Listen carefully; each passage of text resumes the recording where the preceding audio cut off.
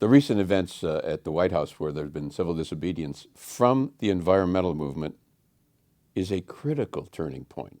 It is not a marginal issue. You do not find people in the economic sphere, many, committing civil disobedience. It's coming out of environment and the anti-war movement. That's something new. That in the development of people like Gus Speth, who was an advisor to two presidents, dean of the Environmental and Forestry School at Yale, head of the United Nations Development Program, very establishment figures reaching a point, along with Bill McKibben and many others, reaching a point in their own consciousness where they say enough is enough, we've got to stop.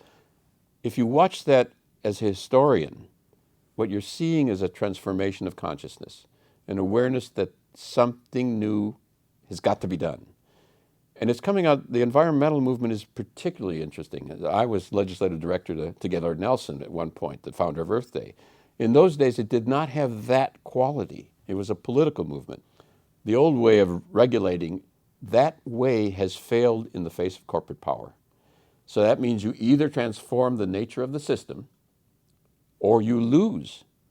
And that realization, civil disobedience on the one hand, changing the nature of politics, and changing what the goal is, changing the system is the goal in a very American developmental way, that consciousness is beginning to emerge in various parts of the environmental movement as well.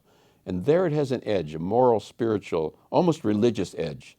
And that's a new component in the picture, and it's a new component even in the environmental movement. The traditional environmental organizations are not doing that. So there's something going on amongst people, younger people, older people as well, who are beginning to challenge the old ways I'm not against regulation and trying to do what can be done. I think it's very important to hold the line on all fronts. But still, even as it's like a football game, you got to hold the line.